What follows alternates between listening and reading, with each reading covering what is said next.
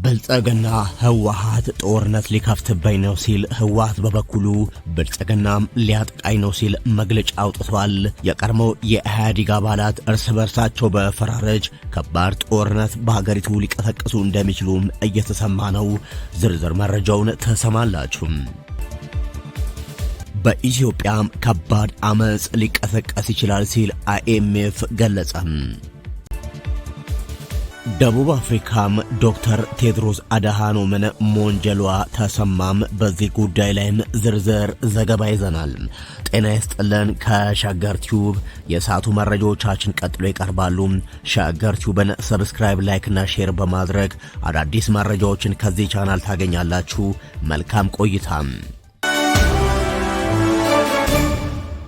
የዓለም አቀፉ የገንዘብ ድርጅት አይኤምኤፍ እና የዓለም ባንክ በጋራ በወጡት አዲስ ባለ 28 ገጽ ሪፖርት በኢትዮጵያ ውስጥ እየተተገበረ ያለው የኢኮኖሚ ማሻሻያ በፖለቲካ ቀውስና በኑሮ ውድነት ምክንያት ከፍተኛ አደጋ ላይ መውደቁንና ይህም መጠነ ሰፊ የህዝብ ቁጣና አመጽ ይቀሰቅሳል ብለዋል።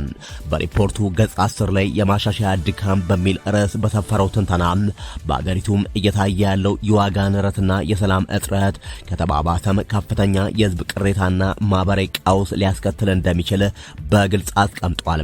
የስጋት በተሰማ ማግስትም ጠቅላይ ሚኒስትር አብይ አህመድ አዲሱን የብሔራዊ ባንክ ገዢ አቶ ኢዮብ ተካልኝን አስቸኳይ ተልዕኮ በመስጠት ወደ ቻይና ቤጂንግ መላካቸው ታውቋል። የዕዳ መሸከም አቅም ማሽቆልቆልና የቁልፍ ቁጥሮች መመዛዘን ሁለቱ ዓለም አቀፍ ፋይናንስ ተቋማት ኢትዮጵያን የዕዳ መቋቋም አቅም ደካማ በሚለው ምድብ ስር የመደቡ ሲሆን ሀገሪቱ ያለባትን የውጭ ዕዳ የመክፈል አቅሟ ከተለመደው ቀመር ውጭ በከፍተኛ ሁኔታ ማሻቀቡን ይፋ አድርጓል።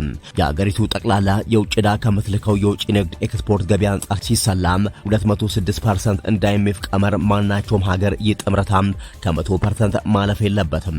በአጠቃላይ ደንብ አንድ ሀገር በየዓመቱ ለዕዳ ክፍያ የምታወጣው ወጪ ከውጭ ንግድ ገቢዋ 12 በመቶ መብለጥ የሌለበት ቢሆንም የኢትዮጵያ ግን 36 በመቶ በ3 እጥፍ ገደማ በመምዘግዘጉ ሀገሪቱን ለአደገኛ የፋይናንስ እጥረት ዳርጓል። ኢትዮጵያ ከሁለት ዓመታት በፊት የዩሮ ቦንድ የ33 ሚሊዮን ዶላር ወለድ መክፈል አቅቷት ዕዳ መክፈል የማይችሉ ሀገራት ዝርዝር ውስጥ መግባቷ የሚታወስ ሲሆን አሁንም ለፓሪስ ክለብ አበዳሪዎችና ለቦንድ ገዢዎች የተገባው የክፍያ ቃል ሳይፈጸም መቅረቱ በሪፖርቱ ተጠቅሷል። ጠቅላይ ሚኒስትሩ ስልጣን ከያዙ ወዲህ ለሶስተኛ ጊዜም የብሔራዊ ባንክ ገዢን በመቀየር ኢዮብ ተካልኝን የሾሙ ሲሆን የኢኮኖሚ ታሪክ ምሁራን ይህንን በተደጋጋሚ ማዕከላዊ ባንክ ገዢዎችን መቀየር ሀገሪቱ በጽኑ የኢኮኖሚ ህመም ላይ መሆኗ ማሳያ ነው ይላሉ። አዲሱ ገዢ ወደ ቻይና ያቀኑት የፓሪስ ክለብ ሰብሳቢ ከሆኑት ከቻይና መንግስት ባንኮች ጋር በመደራደር የ2 ዓመት ጊዜያዊ የእፎይታ ጊዜ ኮመን ፍሬምወርክና የረጅም ጊዜም የዕዳ ሽግሽግ ለማግኘት እንደሆነ ተገልጿል። ይህ የዕዳ ሽግሽግ ድርድር የማይሳካ ከሆነ ግን ከፍተኛ አደጋዎች ሊከተሉ እንደሚችሉ የኢኮኖሚ ታዛቢዎች ያስጠነቅቃሉ። አንደኛም የኢትዮጵያ አየር መንገድ አውሮፕላኖች ባረፉበት ሀገር በአበዳሪዎች ትዕዛዝ በቁጥጥር ስር የመዋል አደጋ፣ ሁለተኛም የውጭ ንግድ ምርቶች በሚሸጡባቸው ሀገራት በዕዳ ምትክ የመታገድ ዕድል፣ እንደ ኤምባሲዎችና ጥንታዊ ቅርሶች ያሉ የሀገር ሀብቶችን ሸጣችሁ ክፈሉ የመባል የሉዓላዊነት ስጋት ናቸው። ባለስልጣናቱ በበኩላቸው በሀገሪቱ ላይ የተደቀነውን የኢኮኖሚና የሰላም እጥረት ለማቅለል እየሞገቱ ነው። አዲሱ የብሔራዊ ባንክ ገዢ አቶ ኢዮብ ተካልኝ በቅርቡ በሰጡት መግለጫ በአማራ ክልልና በአዲስ አበባ ዙሪያ ያሉ የጸጥታ ችግሮች የሰፈር ጎረምሶች የሚፈጥሩትና አብዛኛው የህዝብ ስጋት ከእውነታ ይልቅ ያረዳድ ችግር እንደሆነ ተናግረው ነበር። ሆኖም የፖለቲካ ተንታኞች የመንግስት ባለስልጣናት ችግርን አሳንሶ የማየት አባዜ እንዳለባቸው በመጥቀስ የድሮን ጥቃቶችንና መጠነ ሰፊ ውጊያዎችን የሰፈር ጎረምሳ ረብሻ አድርጎ መሳል መሬት ላይ ካለው እውነታ ጋር እንደማይገናኝ ይተቻሉ።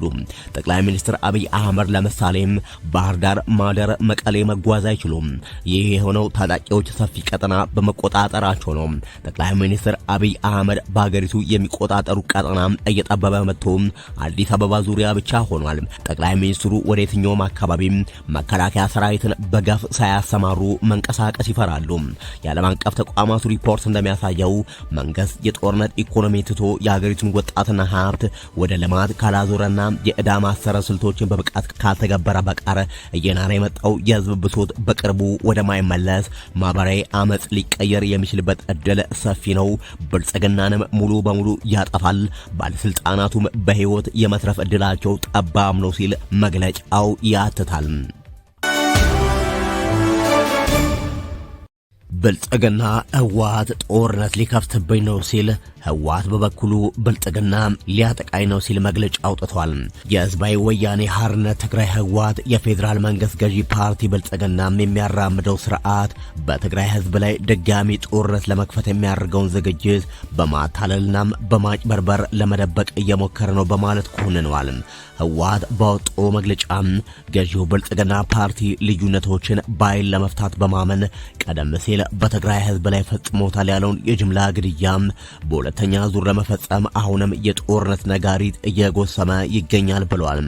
የትግራይ ክልል ጊዜያዊ አስተዳደርን በኃይል የተቆጣጠረው በብሔራዊ ምርጫ ቦርድም ህጋዊ ሰውነቱ የተሰረዘው ህወሓት ገዢው ብልጽግና ፓርቲን በጦርነት ዝግጅትና በሰብአዊ መብቶች ጥሰት ከሷል።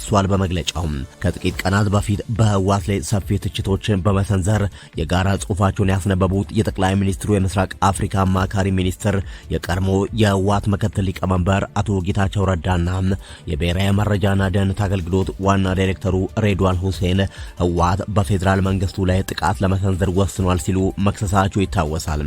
አክለውም በትግራይ ክልል የፕሪቶሪያን የዘላቂ ግጭት ማቆም ስምምነት የሚቃወመው የህወሓት ስብስብ ስምምነቱን በይፋ በመሻር ከፌዴራል መንግስቱ ጋር ለቀጥታ ወታደራዊ ግጭት እየተዘጋጀ መሆኑን አጽንኦት ሰጥቶ ነበር።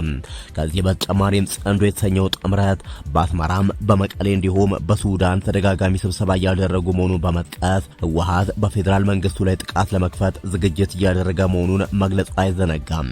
ይሁን እንጂ ህወሓት ሰሞነኛ በሚል ባወጣው መግለጫ ይፋ ባደረገው ክስ ከፌዴራል መንግስት በኩል በትግራይ የተለያዩ አካባቢዎች እየተፈጸሙ ያሉ የድሮን ድብደባዎችና ከጫፍ እስከ ጫፍ እየተደረጉ ያሉ የወታደርና የጦር መሳሪያዎችን በማዝመት ፉከራ ላይ ነው በማለት ይህንንም ለጦርነት ትንኮሳ ዋነኛ ማሳያ ብሎ አቅርቧል።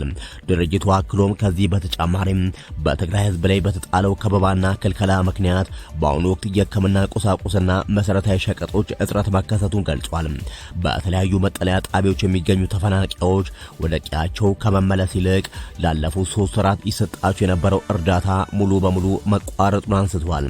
በዚህ ጉዳይ ላይ ከፌዴራል መንግስት በተደጋጋሚ የሚነሳ ነገር ያለ ሲሆን ይህም ህወሓት ለሰብአዊ ረድኤት የሚላኩ ምግቦችን ለወታደራዊ ፍጆታ እየተጠቀመ ነው የሚል ነበር።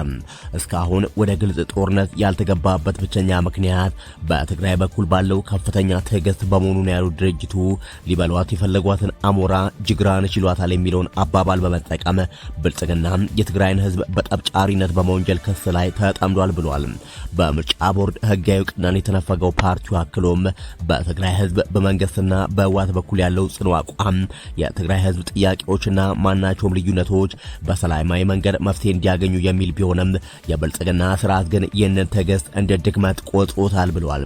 ህወሓት አሁን ላይ ወጣቶችን በማፈስ ወደ ወታደራዊ ካምፕ እንዲገቡ እያደረገ ነው በሚል የተለያዩ ተቋማትና መገናኛ ብዙሃን ዘገባዎች የሚያመለክቱ ሲሆን ወጣቶችም ለስደት እየተዳረጉ መሆኑ ተደጋግሞ ተዘግቧል።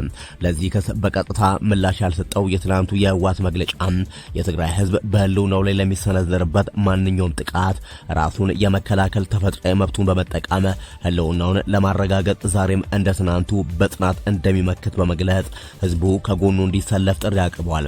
ድርጅቱ አክሎም ዛሬም እንደ ትናንቱ የህዝብን የራስን ዕድል በራስ የመወሰን መብት ለማረጋገጥ በሚደረገው ትግል ግንባር ቀደም ሆኖ በመሰለፍ ትግሉን በድል ማጠናቀቅ አለብን በማለትም አሳስቧል።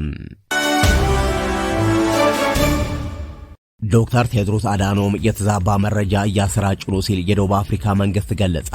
የዓለም ጤና ድርጅት ዋና ዳይሬክተር የሆኑት ዶክተር ቴድሮስ አዳኖም በኤክስ ገጻቸው በደቡብ አፍሪካ ውስጥ እየተፈጸመ ባለው የመጤጠል ወይንም ዜኖፎቢያ ጥቃት ልባቸው መሰበሩን ገልጿል።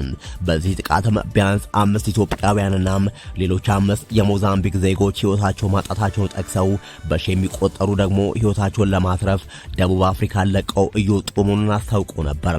ይህን ተከትሎ የደቡብ አፍሪካ ፕሬዝዳንት ሲሪል ራማፎሳም ፈጣን ምላሽ ሰጥቷል። ፕሬዝዳንቱ ለሞቱ ሰዎች ጥልቅ ሐዘን እንደተሰማቸው ገልጸው ነገር ግን የዓለም ጤና ድርጅት ዋና ዳይሬክተሩ በተለይ የኢትዮጵያውያን አሟሟት በተመለከተ የገለጹት የተሳሳተ መረጃ ነው ብለዋል።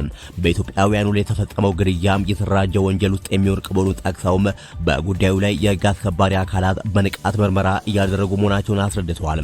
የሞዛምቢክ ዜጎችን ግድያ ግን ዶክተር ቴድሮስ እንዳሉት መሆኑን ገልጸው እሱ ምርመራ እየተካሄደበት እንደሚገኝ አስታውቋል። ፕሬዝዳንቱ ጨምሮም እንዲህ አይነት የተዛባ መረጃ ወደፊት እንዳይሰራጭ ማሳሰቢያ ሰጥተዋል። የደቡብ አፍሪካ የውጭ ጉዳይ ሚኒስትር በበኩሉ በሚቀጥሉት ቀናት ከዓለም ጤና ድርጅት ጋር ይፋዊ ግንኙነት ለማድረግ ማቀዱን ገልጿል። በአሁኑ ወቅት አገሪቱ ስደተኞችን በተመለከተ ያጋጠማትን ውስብስብ ችግር ለዓለም ጤና ድርጅት እንደሚያብራሩም አስረድቷል። ከሸገር ቲዩብ ለሰዓቱ ያዘጋጀናቸው መረጃዎቻችን እነዚህ ነበሩ። አዳዲስ መረጃዎች በተደጋጋሚ እንዲደርሷችሁ ቻናሉን ሰብስክራይብ፣ ላይክ እና ሼር ማድረግ እንዳይረሳም። በያላችሁበት መልካም ጊዜን ተመኘን።